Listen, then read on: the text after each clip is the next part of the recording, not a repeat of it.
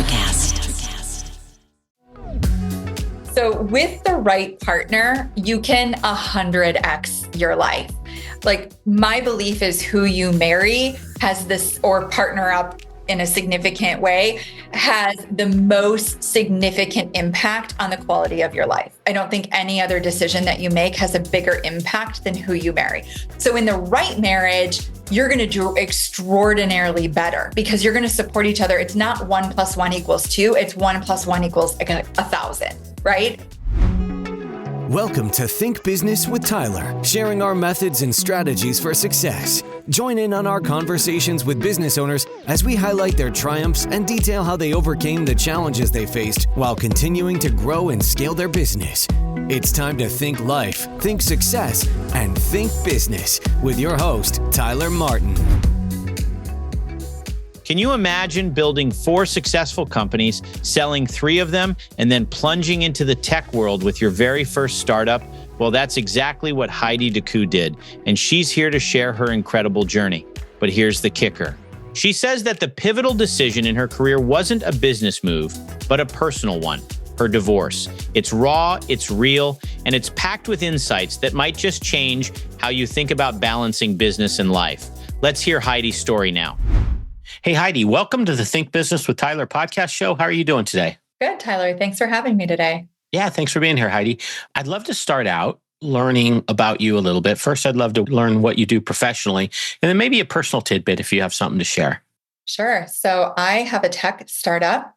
It is called Cashflowy.ai, and we are bookkeeping and invoicing for small service-based businesses. So we serve primarily solopreneurs. So one man, one woman businesses handle all their bookkeeping, their invoicing in a really simplified, easy way that saves them money and time.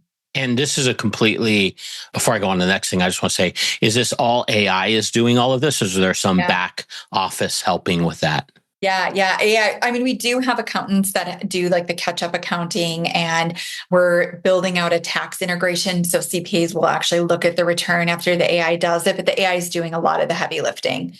I got a ton of questions for you on that. But before we get there, I'd love to know any little personal tidbit you can share about yourself. Let's see. Well, this is the 4th company I built. I sold 3 of them. I currently split my time between Puerto Rico and Europe. That's good stuff. So, man, I have so much stuff to talk with you about. But let's start with your entrepreneurial journey. So obviously 4 companies. Like, what started you in your journey of going like, yeah, I could have my own business? And then obviously you totally bought in on it, apparently after your first one. Kind of take me through that journey. Was that from an early age? You always knew you'd do that? Yeah, okay. I just kind of came out an entrepreneur, which was, baffling to my union worker parents. Me too, by the way. So I started my first business pretty young. I mean, I had other like little, businesses, but like my first real business, I was pretty young. So I had a day job, and then I side hustled my business at nights and weekends until I built it up enough to, make my mortgage and my car lease payment and could quit my day job. Does cash flow have you down? Profit not where you think it should be? Maybe it's the long hours. Let's meet to see if I can help. I bridge driving the financial performance of your business to hit growth and success targets. Book a complimentary meeting at meetforgrowth.com to get started now. Once again, that's meetforgrowth.com. I look forward to talking with you. And thanks for listening to the show. Make my mortgage and my car lease payment and could quit my day job. Wow. And of these 3 ventures, so obviously your 4th one is ongoing right now. Did you ever sell or exit out of them? How did that play out? Yeah. I sold out of 3 of them. Wow. This is my 5th. So I built 4, sold 3 of those 4, closed one of them down. And then this is actually my 5th. And it's the first time being in tech. So I've been just dreaming of launching a software company for a few years now. So finally making that a reality. All of my businesses prior were in the online marketing space, but I sold in all of those businesses different products and services to the same clientele that I'm servicing now, the solopreneur. So I know them like I know the back of my hand. I know what their needs are. I know how they think, how they operate. They're the largest business sector and they're the fastest growing. So just in the US alone, it's 27 million and it's going to be 42 million by 2026. And they have the least amount of resources. And there's really nobody servicing them in the way that we are. So we're filling a need that they have and that they want filled better, cheaper. And it's, this fast growing market. So I saw an opportunity to jump in and work with a market that I already know and I already love. And I believe in them. I think they're the backbone of our economy. Yeah, that makes a lot of sense. Do you have any data like on solopreneurs? Is that more of like a time period they're in, or are you targeting people that are always going to be solopreneurs? Like that's just really their model and they don't have intention of, having a staff and being more of a company, so to speak?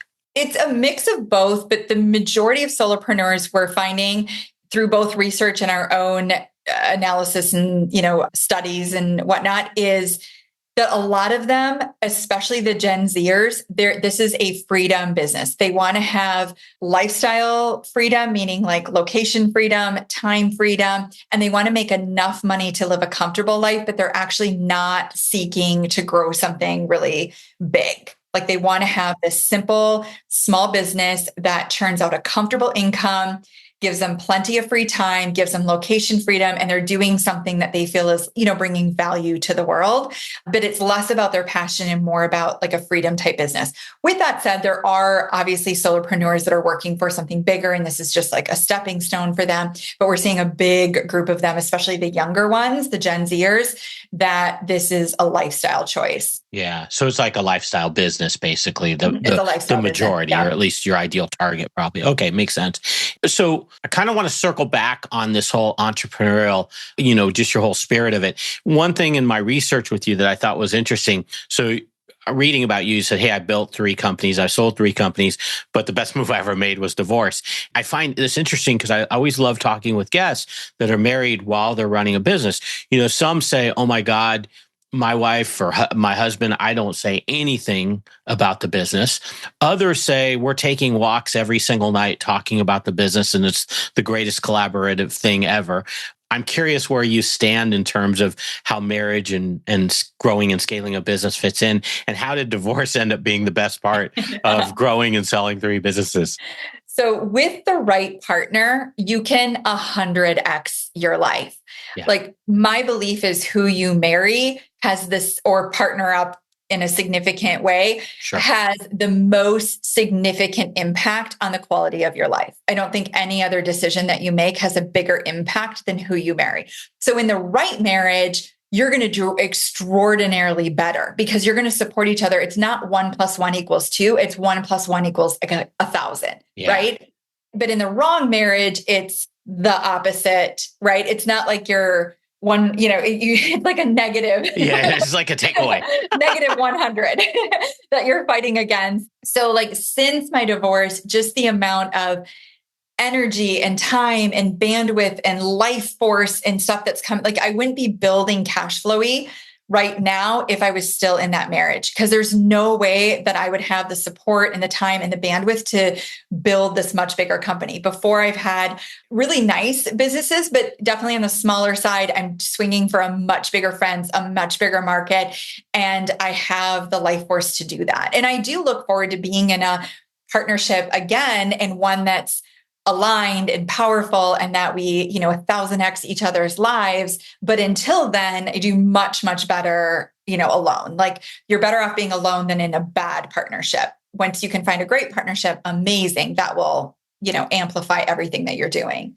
Sure.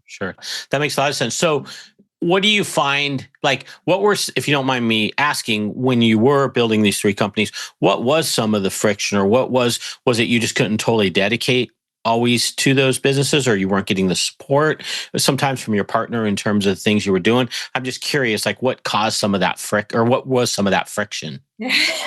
Oh, what is the short answer? Just a 30-minute show. I mean, it was complicated. Okay. I lived in a pretty traditional Indian marriage. My mother-in-law lived with us. She had significant physical and mental health challenges. And then I had a husband that, was well-meaning, but there was a lot of friction all of the time. And so when you're dealing with so much home life issues and constant friction and all of that, and then there was, she definitely thought that I should be like in the kitchen cooking and not so dedicated to work. And so there was a lot of friction there. And, there was, on a year that I would like make a higher income, he, would have a lot of angst around that and wanted to be supportive, was definitely well-meaning, but found it extremely challenging. So, when you're dealing with all of that, that just sucks your life force. It sucks your time. And in fact, one of my best friends, when I got divorced, we were at a dinner party and she said to the group at the table, she said, if I was going to describe Heidi's marriage in one word, it would be work. Like all she did was work. She took care of, the house and his mom and him and the businesses. And that, it was just like a constant, like work to the bone. And so because my cup was always empty, it's like, I was always like, operating from an empty cup, where now I'm operating from a full cup. I have so much life force and bandwidth that all my creative energy can like go into this new company, and it's coming together, brilliantly well, because I get to pour my life force into it, because I'm pouring from a full cup all the time, because I'm able to take exquisite care of myself physically, mentally, emotionally. Wow. So personal story about me. So I lost my father earlier this year, in April of this year, Right. and my mom has dementia. So she moved in about a week before before my dad passed, and she moved in with my wife and myself. And even though my mom has dementia, that extra element of having another person and my wife and I having to share in things that needed to get done, it added such a layer of challenges in our marriage. I mean, everything was okay. My mom has now moved in with my sister about 6 months later, but it was a whole nother element. I mean, I could only imagine. It sounded like you really had your hands full, and that just adds a whole nother layer of, someone with dementia sometimes says things that they don't really mean, but it isn't the most flattering type comments, and it can create tension within the marriage because, you're already frustrated if you're helping someone change their diaper at 2:00 in the morning or whatever. It just adds all these elements. So it sounds like that's kind of what you were going through, and just from so many different angles. Exactly. And it just really can take, Wow. Okay.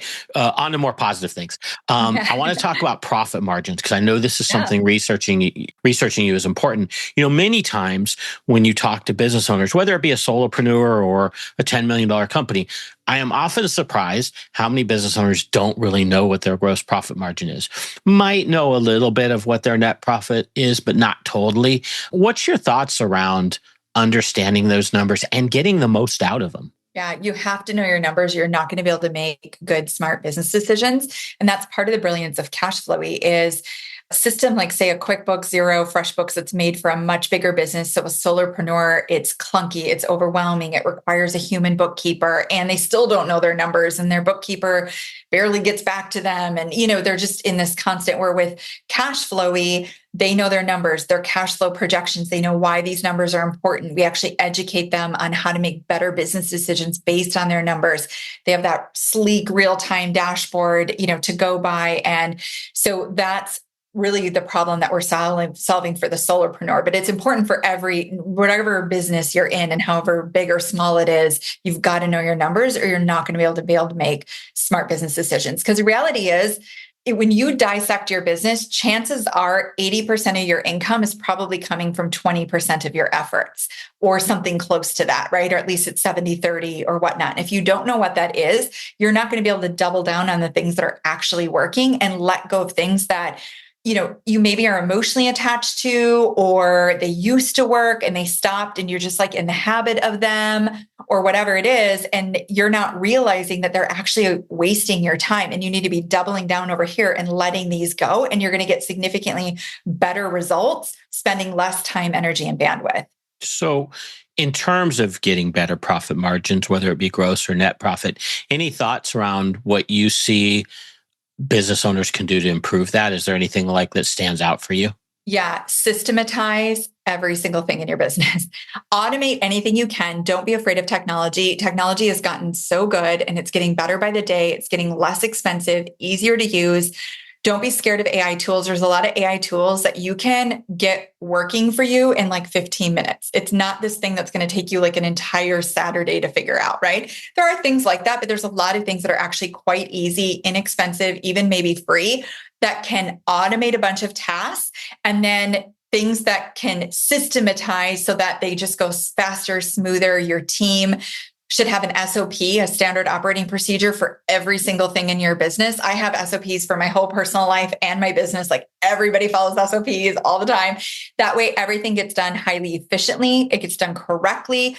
If any one person is gone, someone else can step in their shoes and just follow the SOP and get their job done. So you don't have these fires. You're not getting pulled in different directions. That way you've got time, energy, and bandwidth to do revenue generating activities and focus in on those revenue generating activities, figuring out which ones really do bring in the net profit to the business and how to double down on those.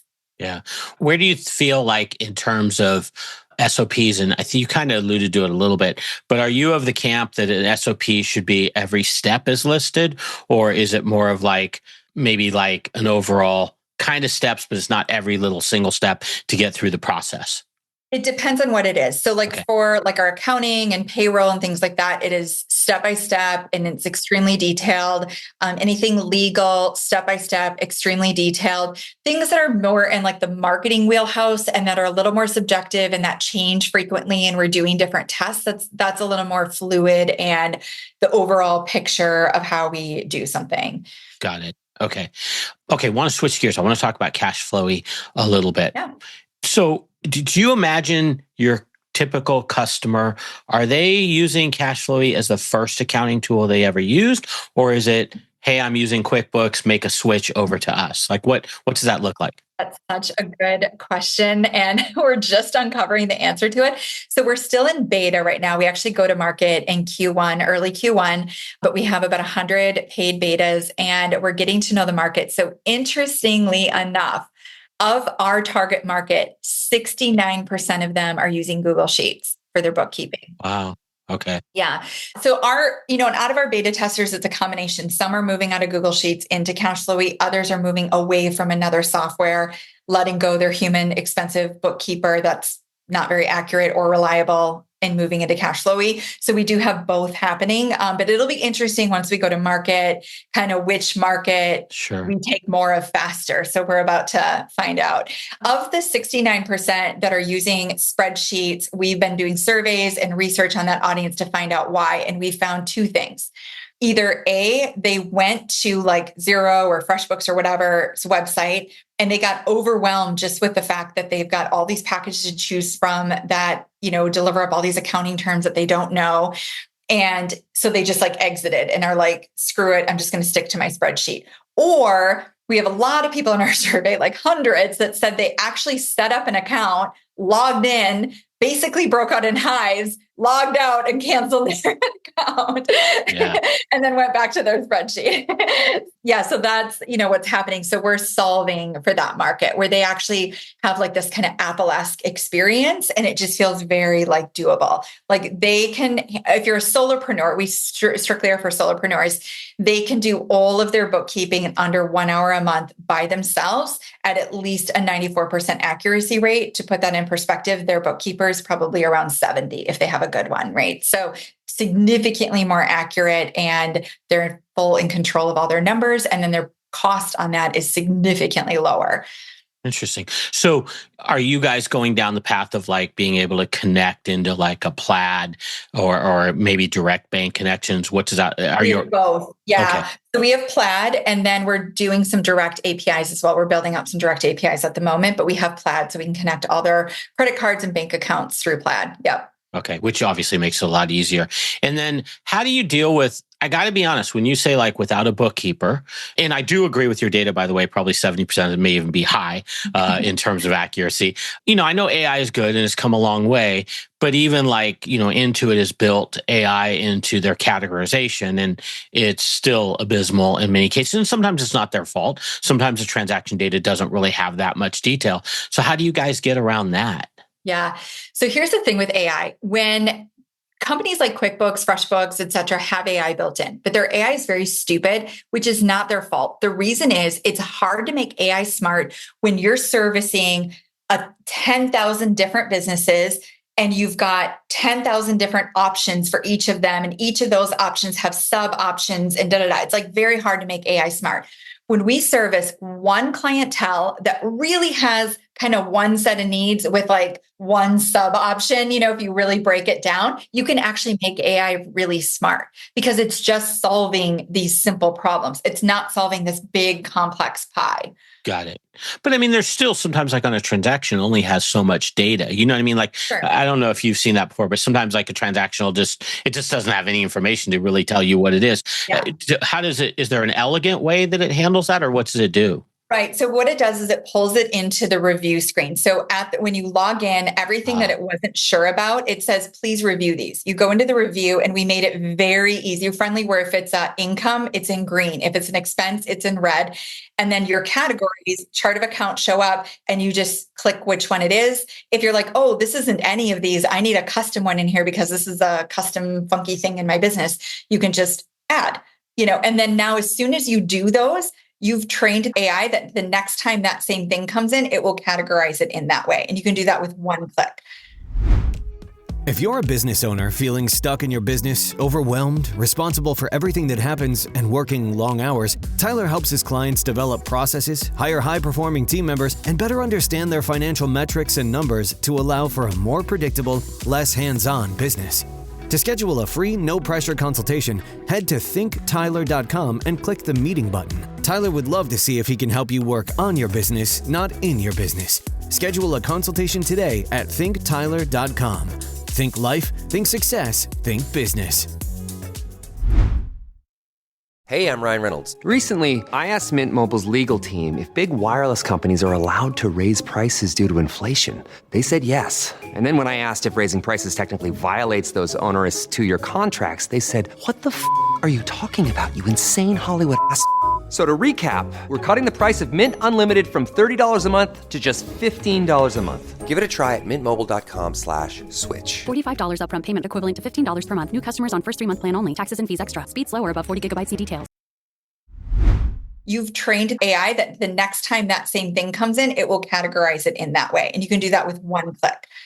I love the user experience of the green and the red. I mean, I think is something that really is not great in most accounting packages because it doesn't, even QuickBooks, it just has them on each side. And it's like to many clients, they don't know if that's an expense or a deposit, even though the column says it. It's just too Greek to them. Oh, that's interesting. Yeah, I've been just very thoughtful in the design where I'm just like, how do I make it? So I want people to feel like when they log in 2 seconds, they can figure out what's going on and what to do. They're not using their precious brain power trying to suss out like financial transactions. Like what a waste of your brain force. You should be out getting more clients and servicing your clients and like doing your good work in the world or spending time with your friends and family or like going to the gym or, anything but this. And so I want to make sure that when you log in, you can be half asleep and, brain fried and you can do everything that way because it's so elegant and feels so ergonomic. So another thing I would think of as someone going to your software is your brand is getting known, I'm sure, but it's not, it's not an Intuit or QuickBooks. Mm-hmm. So that trust level has to be created. Have you had any challenges where people don't really know your brand yet? So they're like, hey, I'm going to give you my most intimate data, essentially. I'm a little worried about that. Is that part of something you have to overcome, or where do you think that's? We haven't experienced that yet, but we haven't officially gone to market. So it's not like we have thousands of use cases, sure. But so far people have been like, oh my gosh, finally a solution. Like they hate their existing solution, whether it's a Google Sheet or it's QuickBooks or, whatever, they're really not satisfied. So seeing this, they're happy, but, we'll see. Yeah. And the problem with spreadsheets, I mean, they're really, really open to errors. I had a client one time come to me and he was this many years ago and he was doing everything on spreadsheets and he had like $300,000 error on a Yeah. spreadsheet. And it was like, it was a math error that he was just keep carrying forward and he couldn't figure out. And it's like, oh my gosh, you mean I really do, was really missed this much in sales and revenue? And I said, yeah, you really did. Look, I mean, I was scared to even tell him because I thought maybe I was making a mistake. So they're conducive to that. Yeah, they're conducive they to are. having some little error formula, and you just never catch it if it carries forward. And also invoicing, if they're doing their invoices manually, they'll like forget to send an invoice or just never collect on one. Like the client never paid and they just forgot to follow up and they never collected, versus we have an invoicing with a one-click pay and it automatically sends reminders and it alerts you to what clients are outstanding or what clients are like, hey, you usually invoice these people every month and you didn't this month. Did you miss something or did they cancel? Like it's going to, give you all of those alerts to make sure you're getting in all the income that's owed to you. Yeah. Just by the name, is there some type of cash flow tools built in that, I don't want to say modeling because that's maybe too fancy of a word, but something that kind of looks out ahead of where your cash might be? Yeah, we're building that. We won't realistically get it done till Q2 of next year. So after we go to market, but we are building a really nice, elegant, sleek cash flow projection system. Yeah. Because that's going to be really helpful to people. Yeah. They kind of want to know where they stand. And it's not, especially for a solopreneur, it wouldn't be super complicated. It's probably a lot of work from a development standpoint, but the end result should be able to really make them more aware of their business.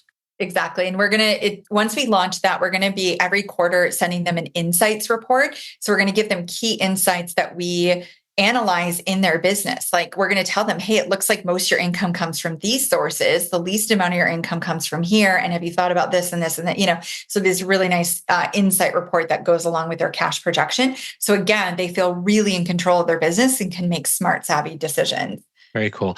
What's your model as much as you can share in terms of numbers? Like, do you envision, is the software fee to utilize the software, is that where you kind of envision your revenue being? Or are there other opportunities once you have people in your ecosystem to maybe have other revenue opportunities and be able to add value to them? How do you kind of envision that? There may be, but it's really the software. Like we want to, provide a really fantastic, service at a more affordable rate than what they're currently paying. We are adding on tax flowy, where we are going to be able to do their business taxes. It'll be like the price of H&R Block, but it's going to be the quality if they got like a $3,000-$4,000 CPA. And it's because Cashflowy can send all their information into TaxFlowy, they don't even need to like pull together all their details, right? They just need to fill out like a 10-minute quick form with some basic information, and then boom, like their taxes get done, and it has the entire tax code built into it. So the AI finds them every deduction possible and makes lots of fantastic recommendations. And then a CPA looks at it, maybe makes a few changes and then gives it to them. And so they're getting like a high level tax return for an H&R Block price tag. And then the other thing we're going to launch is called Wellflowy, which that's going to be for personal finance. So that would be anybody that doesn't have like a family office. So that's, most everybody. And they can run their personal finances. So you're keeping track of all of your personal expenses and income. You can easily see how much you spend on eating out every year, how much you spend on health and fitness. And then that right there will have different opportunities in it, because we're building in an AI expert financial planning system that's going to basically have the brains of the top like 5,000 financial planners that gives them customized advice. Like we know based on your age and your choice of profession, we can estimate the AI, like how much money you're going to make in your lifetime. And then you're going to tell us like, do you want kids or not kids? Do you want, what are some of your like life goals? So we know like how much that's going to cost and what you're going to do. And then it's going to help you make recommendations on balancing your portfolio. And then that's where like we can even make loan recommendations like, oh, well, if you're wanting to buy a house, this would be the best way to do it for you. That's going to cost you the least amount of money based on your whole like situation and like life facts, right? And then of course, those could be some products with some additional, revenue streams in it. But our main thing is to just serve our customer extraordinarily well. And we're going to be like fiduciaries, right? Like we have your back and we just want to make sure you're served extremely well. So you're just paying a fee for us to make sure your needs are met. Yeah, it's fascinating. It's really amazing how this whole space is just evolving and it seems so fast. I mean, it seems like it's changing almost on a week by week basis. Yeah. Oh, absolutely. Yeah. Yeah. AI is moving incredibly fast. And, what's going to happen with AI is that it is, right now, I think the general public is both excited and concerned, Mhm. and a little like, I don't know exactly how or what, or like I'm open to it, but a little, but we're going to jump from that to it's just incorporated in your everyday life and makes your life easier without really a middle. We're just going to go from here to here. So yeah. And my belief too is that Web 4 is actually AI backed Web 3. And we're going to kind of just skate over Web 3, kind of like, so think about today's World Wide Web is Web 2. However, the general public thinks it's Web 1. Right. And that's because Web 1 was just the nerds and future hackers and early adopters, right? Right. Web 2 got adopted because it had use cases that made people's lives better. And that's why it got adopted. So now we're in Web 3 or going into Web 3. And the thing is, again, now we've got like degenerates, early adopters, crypto and so because there isn't like a ton of great use case, right? And however, when you AI back Web 3, now you've got really good use case that's going to make people's lives better. And that's what's going to take full adoption. Yeah. That's interesting. It's fascinating. Hey, I got a couple more questions for you that I don't want to run out of time. I want to talk a little bit about a resiliency because someone that's now in their fifth venture, you obviously probably have your share of resiliency. Where does that, Yeah. where does that stand? If you could share something where you had to be resilient, that would be awesome. But I'd also just love to hear your thoughts around how you feel that fits in with entrepreneurship. I think it's the number one thing, actually, because everything is figure outable. And now that you have ChatGPT, I mean, everything's real figure outable. For sure. It like broke on my phone one day and I was like, oh, I can't get through the day. Oh my gosh.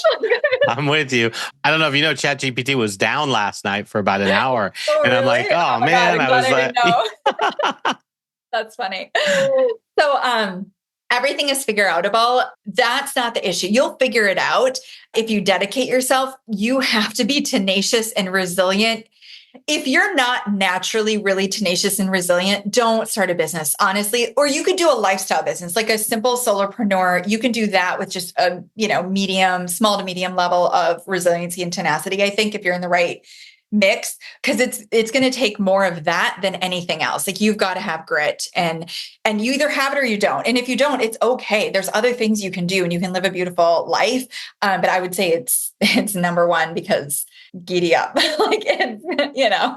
outside of your challenges, when you were married and dealing with a lot of things, is there ever a scenario where that comes to mind for you where it really kind of took perseverance and resilience to kind of stay with the course and it paid off? Anything stand out in your career? Well, I mean, the biggest one was when my marriage was coming apart at the seams. COVID had hit. My business at the time was in the travel industry. So I had a business in the travel industry. I had a immune challenged mother-in-law living with me that went into full depression because she's an extreme extrovert. And my, husband locked her in her house for, like 9 months. Wow. And my marriage is coming apart at the seams. Wow. And I was actually selling that company. So I had a buyer and had gone through tons of due diligence and, which if you've never sold a business, due diligence is a second full-time job. So you have to keep the business on track, the numbers on track, like all of that really well. And then have a second full-time job called due diligence at the same time. And that's just the deal. So I had just come off of that. I was exhausted. Yeah, marriage is in a tough place. Mother, all of that. COVID's happening. And at the beginning of COVID, I don't know if we remember, this all feels like a very long time ago now. It does. We thought we're going to stay in our house for 6 weeks. And then we're all like going to go back to, the work, riot life or whatever. So my buyer was great. We had such a good relationship, due diligence went extraordinarily well. And so he and everything was on track. And I was so exhausted that I'm like, all I have to do is just get it sold, go through the transfer with him. Then I can work on fixing my marriage. I can take a breath. I'm going to take some time off. We wanted kids at the time. Like we'd been trying, we were in this fertility stuff. It was just like a lot going on. Right. Yeah. And I can help my mother-in-law. So I thought that like all I had to do was push a little bit harder and my tank was already really empty. And then I would hit the light at the end of the tunnel. Okay. Well, like the exact opposite happened. So COVID got dramatically worse. Yeah. The buyer fell through even after the date of like where he couldn't, but we came to some good terms. He felt bad. It was a complicated time in life. Right. And so I was like, okay, I'm not suing you. I wanted to like, give me your certified due diligence. And, we cut a deal basically he could like walk away. And then, so I had to literally take my business off. Like now it's not being sold. Now I have also like revenue is now a problem and I have to redo everything. And all my travel agents, we have thousands of travel agents in our, community, our members, they're all stopped. And so we had to shift and be like, okay, we're going to actually help you get government funds, like COVID relief funds, or, so we did this huge pivot, helping them, do that so we could keep our numbers and we could like serve them and be of service to them while everything was like frozen. And then, ended up getting divorced. And, it was just like this whole like, so I had to literally, I remember that day, like when the buyer fell through and I was just beyond exhaustion. And I thought, I don't know how I'm going to like pick the pieces back up. And I just literally hit my bedroom floor and I was just like bawling unconsolably because I was like, I don't know. I don't have any more life force in me. And now you're telling me that my like escape door just slammed shut. Right. And so like I had to though, lick my wounds, get up and be like, okay, like it's a new day. How am I going to do this? What am I going to do here? And I wasn't willing to leave like my mother-in-law high and dry. I've been her like caretaker essentially. I wasn't, I had a lot of responsibilities. Right. And so I had to just figure that out. And I did. And it ended up, getting divorced. I ended up keeping our numbers on the company. I found a new buyer once we got a little further along, which ended up being great. He's rocking the business right now and, moved to a new, it's a whole thing. But it took like, I had to basically summon a whole new life force and like run a second marathon when I was like dead from exhaustion from the first marathon. Like, you go through a mental thing, you think you're going to sell a business and then you're, I don't want to say checked out, but you're definitely at a mental state that, okay, I'm getting this off my plate. I took it to where I needed to take it. Now it's going to its next phase in life. And then all of a sudden it's like, oh, nope, that's not going to happen. It's back in your lap. And oh, by the way, you're in the middle of COVID and you have to figure out a game plan to retain your business. Right. And oh, by the way, you're locked in the house in a probably already a tension-filled setting. Yes. Yeah, just a lot of stuff there. That is definitely a story of resilience. Yeah. And grit. Wow. Okay, I got one last one for you and then we'll wrap up. This is more of just helping the audience. You obviously have, you have a lot of experience as business life. Is there any takeaway you can give us as business owners, something that you've learned along the way, whether it be a tip or something just in your journey that, we could take? I think alignment matters most. If you're really aligned with what you're doing, that will actually help you with the resiliency and grit. And, so what happened, that story was actually a story of alignment. So when I picked myself up, I slept for a couple of days and just was like, kind of checked out for a couple of days, picked myself up. And then that's when I actually was like, my life isn't working. What am I going to do about it? Am I going to just literally like run off to Mexico? Like I kind of allowed myself to go to just places that were maybe crazy or this or that, just because like I just needed to be like, what's the plan? Am I just going to like move into my parents' basement and just like literally sell everything and just leave like what am I willing to do here? Because my life does not work right now. It doesn't work. I'm not happy. I'm in like a golden prison. And so I think when you get clear and aligned, then that's what actually gave me the life force. I was like, oh, I need out of my marriage. And I need to still sell this business, but I need to take it off the market, take all this. I've now got certified due diligence reports. I've got a certified SBA, all of that. So for the next buyer, I'm ready to go. But right now I'm going to go off the market and I'm going to serve these clients that I love and that have served me well and that helped me create this thriving little business. I'm going to pour my life into these people and give them everything I can possibly give them. And I'm going to have a ton of fun with it. And they need their spirits uplifted. I need my spirit uplifted. So we're going to do this together. And I just got real honest with them. And it was like, hey, let's uplift each other. And this is what we're going to do. And this is the game plan to do that. And so we built this stronger, better community. And then I fixed, my personal life and I set boundaries and exited and like all of that and moved, and then I just went into like my healing. I'm going to now physically, mentally, emotionally heal myself. So when I got aligned, then it actually didn't take so much grit and everything. I had the resilience that I needed because I was operating in alignment. Does cash flow have you down? Profit not where you think it should be? Maybe it's the long hours. Let's meet to see if I can help. I bridge driving the financial performance of your business to hit growth and success targets. Book a complimentary meeting at meetforgrowth.com to get started now. Once again, that's meetforgrowth.com. I look forward to talking with you. And thanks for listening to the show. It actually didn't take so much grit and everything. I had the resilience that I needed because I was operating in alignment. Yeah. I think you have a book in you. Okay. It's just a matter of time. I can feel it. Okay, well, awesome. Your website, guys, this will be in the show notes. It's Cash Flow E. The E is a Y, so it's Cash Flow. Throw a Y at the end, so cashflowe.ai. Heidi, if people wanted to reach out to you other than that website, anywhere else you'd like them to go? Yeah, LinkedIn or Instagram is great. And then my personal site, which there's form on there and media stuff, is just HeidiDecoux.com, HeidiDecoux.com, which I'm sure the link will be in the notes below, or you can find me on LinkedIn or Instagram, and I'm just Heidi Decoux everywhere. Yeah, Decoux is DECOUX, Heidi Decoux. And I'll put that in the show notes. And then just last thing, in terms of Cash Flow E, you mentioned it's kind of in beta. At what point do you think it'll be available to consumers or business owners, I should say? Yeah, so we're going to be opening up to 200 more users at the end of January. Okay. Is there some type of wait list or something people can get on? There is. Yeah. Go on over to cashflow.ai and jump on our wait list, and we'll let you know as soon as we open the doors to our next 200 beta users. Awesome. Well, hey, thanks for being a guest. Hopefully we can talk again, maybe in like 6 months or a year, and you could be telling me your story of having 1,000 users or whatever it is. Oh, hopefully like 5,000. Okay, yeah. 5,000. I wasn't sure if I was shooting high or too low. So I like 5,000. That's better. Yeah, we'll move quickly. We're actually already...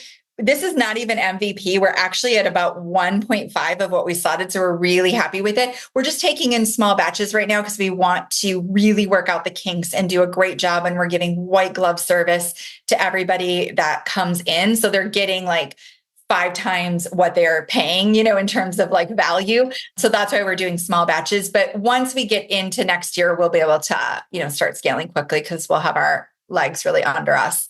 So cool. Well, hey, best of luck. Thank you for spending your time with us this afternoon and really appreciate having a chat with you. Yeah, great to meet you, Tyler. Thank you. Thank you.